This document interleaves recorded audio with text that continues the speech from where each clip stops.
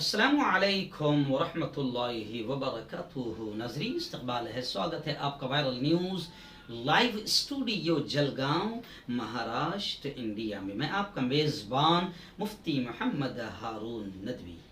आइए इस माह मुक़द्दस में एक जो हमारा पाकीज़ा सिलसिला शुरू रहता है पैगाम रमज़ान के नाम से। जी हाँ, पैगाम रमज़ान में हम अहम मसाइल पर गुफ्तगू करते हैं और लाखों की तादाद में आप पूरी दुनिया में देख रहे हैं। इसलिए आज इतवार का दिन भी है, ऑफिशियल हमारी छुट्टी रहती है। वीडियो एडिटर शाकिर खान साहब भी हाजिर नहीं होते हैं, लेकिन हम सोच रहे हैं कि इतवार के दिन भी हम ऑफिस पर आते हैं और काम करते हैं ताकि आप तक ज़रूरी मसाइल पहुंच जाते हैं। दीन की बात भी पहुंच जाएगी तो इसका सवाब हमको मिलेगा, अजर मिलेगा। और आप लोग भी अगर इन मसाइल को, दीनी बातों को अगर दूसरों तक शेयर कर देंगे तो इसका बेहतर सवाब आपको भी नसीब होगा। आइए बात कर लेते हैं आज पैगाम रमज़ान में तकरीबन 6 दिनों से ज़कात के बहुत ही अहम मसाइल पर हमारी गुफ्तगू जारी है। गुज़िश्ता कल मैंने आपको बताया था कि ज़कात पाने के असल हकदार कौन हैं और रिश्तेदारों को देने में डबल सवाब है, दुगना सवाब है, दोहरा सवाब है। तो किन किन रिश्तेदारों को ज़कात दी जा सकती है, इसकी तफसीली बहस गुज़िश्ता कल आई थी। आज शॉर्टली अब बहुत अहम मसला बता रहा हूं कि रिश्तेदारों में किन किन लोगों को ज़कात नहीं देनी है। रिश्तेदारों में किन किन लोगों को ज़कात नहीं देनी है। और भी थोड़ी सी बात इसमें बताऊं कि और कौन लोग हैं जिनको ज़कात नहीं दी जा सकती। तो आइए शॉर्टली मैं आपको बता दूं कि किन लोगों को ज़कात नहीं दी जाएगी। तो सबसे पहले जिसके पास बक़द्रे निसाब माल हो, यानी जिसके पास खुद इतना माल हो कि उस पर ज़कात देना वाजिब हो जाती है, ऐसे शख्स को भी ज़कात नहीं दी जाएगी। पहला मसला। दूसरी चीज, सादात। जी हाँ, प्यारे आका सल्लल्लाहु अलैहि वसल्लम की शरीयत ने सादात को ज़कात देने से मना किया, यानी जो सैयद लोग हैं। इसमें वो तमाम लोग शामिल हैं जो अपने आप को सैयद कहते हैं। अब हंसी कभी आती है कि भाई भारत में ओरिजिनल सैयद का भी मसला है कि ओरिजिनल सैयद है कि नहीं भारत में।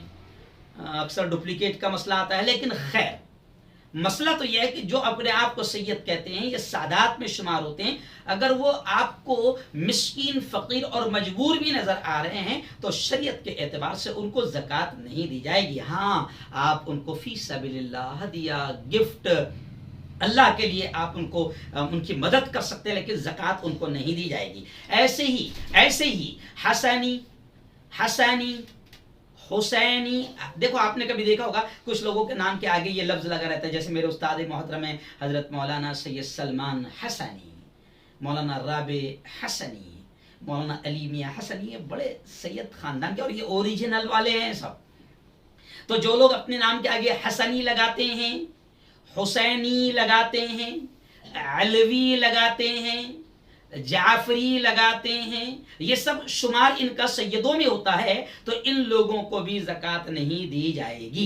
अब आइए रिश्तेदारों में कौन है जिनको ज़कात नहीं दी जाएगी। बहुत अहम मसला है, दूसरों तक पहुंचा देना। किस किस को नहीं दी जाएगी ज़कात? माँ और बाप। माँ और बाप। मैं उनका बेटा हूं, मैं बहुत मालदार हो गया हूँ, मैं माँ बाप से अलग रहता हूँ और माँ बाप इस वक्त बिल्कुल फ़कीर और मिस्कीन है, तो पहले तो मुझे शर्म आना चाहिए कि अगर मैं मालदार हूँ तो माँ बाप कैसे फ़कीर और मिस्कीन है। क्योंकि हदीस में तो ये भी आता है कि अल्लाह के हबीब सल्लल्लाहु अलैहि वसल्लम ने फरमाया एक बेटे से कि अंत व महलुका लि अबी, कि तू और तेरा माल दोनों तेरे बाप के है, तो मेरा माल भी मेरे बाप का है। तो खैर ज़कात माँ को नहीं दी जाएगी, बाप को नहीं दी जाएगी। ऐसे ही किसको? उनके ऊपर, यानी दादा को नहीं दी जाएगी, दादी को नहीं दी जाएगी। अब ऐसे ही किसको नहीं दी जाएगी रिश्तेदार में? नाना को नहीं दी जाएगी, नानी को नहीं दी जाएगी। और उनके ऊपर मसलन परदादा, परदादी, परनाना, परनानी, इनको नहीं दी जाएगी। ऐसे ही बेटे को ज़कात नहीं दी जाएगी, बेटी को ज़कात नहीं दी जाएगी, पोता और पोती को ज़कात नहीं दी जाएगी। ऐसी नवासा और नवासी, या इनके नीचे जैसे परपोती, परपोता, परनवासी, परनवासा, इनको नहीं दी जाएगी। जी हाँ, और फिर किसको नहीं दी जाएगी? शौहर अपनी बीवी को और बीवी अपने शौहर को ज़कात नहीं दे सकती है। ऐसे ही ज़कात का एक मसला है, गैर मुस्लिम को ज़कात नहीं दी जाएगी। ज़कात का हक अहले ईमान का है, ज़कात का हक अहले ईमान का है, ज़कात गैर मुस्लिम को नहीं दी जाएगी। गैर मुस्लिम को आप ज़कात के अलावा कुछ माल देकर उनकी तालीफ क़ल्ब, उनके दिलों में इस्लाम और मुसलमानों के ताल्लुक से मोहब्बत डालने के लिए, तालीफ क़ल्ब के लिए आप दे सकते हैं। एक जगह हुक्म दिया गया है, अगर ज़्यादा यकीन है कि ज़कात के ज़रिए से भी अगर इसकी मदद की जाए तो फिर ये इस्लाम और मुसलमानों के ताल्लुक से इसके दिल में उल्फत व मोहब्बत आएगी, दी जाए, उसको दे सकते हैं। लेकिन शरीयत के एतबार से ये भी कहा गया है कि गैर मुस्लिम को ज़कात दी जाएगी, आम गैर मुस्लिम को ज़कात नहीं दी जाएगी। ऐसे ही मालदार आदमी की नाबालिग औलाद को, मालदार आदमी की नाबालिग औलाद को भी ज़कात नहीं दी जाएगी। और अहम मसला यह है कि मस्जिद की तामीर भी ज़कात के पैसों से नहीं की जा सकती। मस्जिद की तामीर भी ज़कात के पैसों से, यानी मस्जिद में ज़कात का पैसा नहीं चलेगा। इसी तरह खैर इसमें एक बात और याद आ गई कि लोग समझते हैं हाँ ठीक है ना भाई, मस्जिद में नहीं चलेगा, लेकिन मस्जिद का टॉयलेट, मस्जिद के संडास, तो ये बेवकूफ़ी वाला मसला है।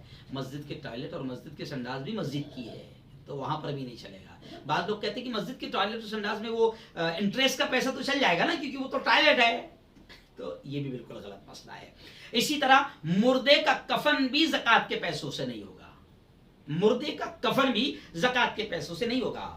ऐसे ही मुर्दे का कर्ज वगैरह ज़कात के रुपये से नहीं दिया जा सकता। जैसे कल मैंने बताया था कि अगर कोई बहुत कर्ज में है और कर्ज के बोझ तले दबा हुआ है, तो ज़कात का पैसा देकर, अगर वो मुस्तहिक है तो उसको ज़कात का पैसा देकर उसको कर्ज के बोझ से निकाल सकते हैं, तो बिल्कुल जिंदों के लिए मसला है। लेकिन मुर्दे मर गया तो उसका कर्ज ज़कात के पैसों से फेर रहे हैं, तो ये ज़कात का पैसा मुर्दे के कर्ज के रुपये से नहीं दिया जा सकता। नाज़रीन, ये बड़े अहम मसाइल थे, इन मसाइल को दूसरों तक पहुँचाओ, इसका सवाब आपको भी मिलेगा और हमको भी मिलेगा।